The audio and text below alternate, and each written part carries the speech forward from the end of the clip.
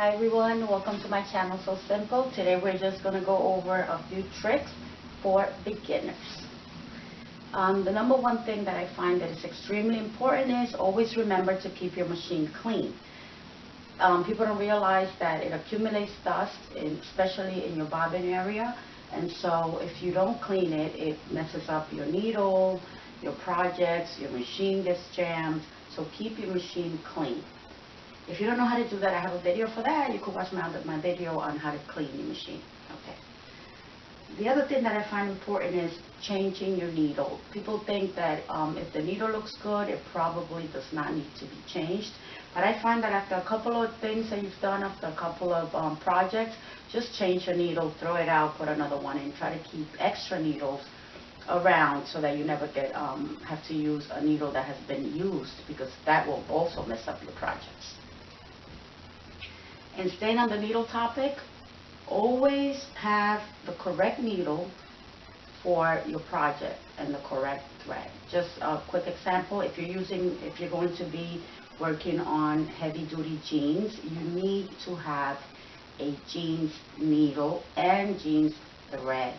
You need to do that because it makes everything easier and it stops your machine from getting jammed, and it stops your needles from breaking, and your project will come out nice, neat, and professional. Also, that goes for stretch fabrics. Make sure you have your ballpoint needles that help your fabric stay in better condition, and everything will be easier for you when you're working with thin knits. When you're working with stretchy fabrics, make sure you have the proper stitch. For stretch fabrics, you need to use your zigzag stitches because those stitches help your fabric stretch. If you use regular stitching on stretchy fabric, what's going to happen is your stitches will end up breaking because they do not stretch. So remember, when you're sewing stretch fabrics, use a zigzag stitch for stretch fabrics.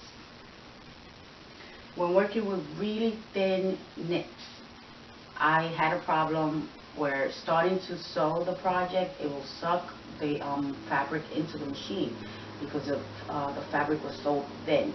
So what you need to do is you take a piece of paper, any little piece of paper like this, even smaller, you cut a little piece, you put this little piece of fabric on top of the paper, then you put it into your machine and you give it the first few stitches with the paper, and what it does is it makes your fabric a little heavier, and it makes it go through without being sucked into the machine. Once you finish sewing, you just rip this paper off your fabric and it's perfect. It's no damage to the fabric or anything else. So that's another tip on how to stop those jams from taking place where the fabric goes into your machine.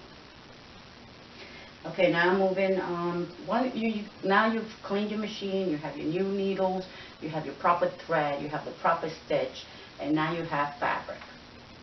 What I suggest, and this is what I find works for me, when I buy fabric, you wash it first before you start cutting it, because sometimes you buy fabric and you're not aware on how much it will shrink when you wash it. So the worst thing is you finish your project and now you put it in the machine, you wash it, and when you finish washing it, it no longer fits.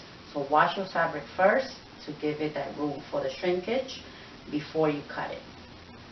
And that's pretty much about it. If you have any, another thing, when using non-stretch fabric, give yourself enough room. I usually work with stretchy fabrics because you have that stretch and you don't need to put buttons and zippers and all kinds of stuff. But if you're working with non-stretch fabric, give yourself enough room when you cut it so that it fits when you're done. Remember that it will not stretch, and if you don't want to add buttons and zippers and all that stuff to it, you got to give yourself enough room. When cutting any fabric for a project, remember to leave yourself the seam allowance. The seam allowance is you're sewing your fabric, and over here is where you'll be stitching it. So you cannot count this area as part of your measurements because it'll make your project even shorter and it won't fit. So leave yourself enough seam allowance so that when you sew, you still have the room that you need over here. I have a few videos on my channel on from changing your needle to changing your thread to keeping your machine clean to different stitches. So if you need any of those, please look those up. Once you have all that together and you're good with your machine, I have a Brother CS6000i machine, which is computerized. And I like the machine, it's easy, and all these tips will help you in your Brother machine.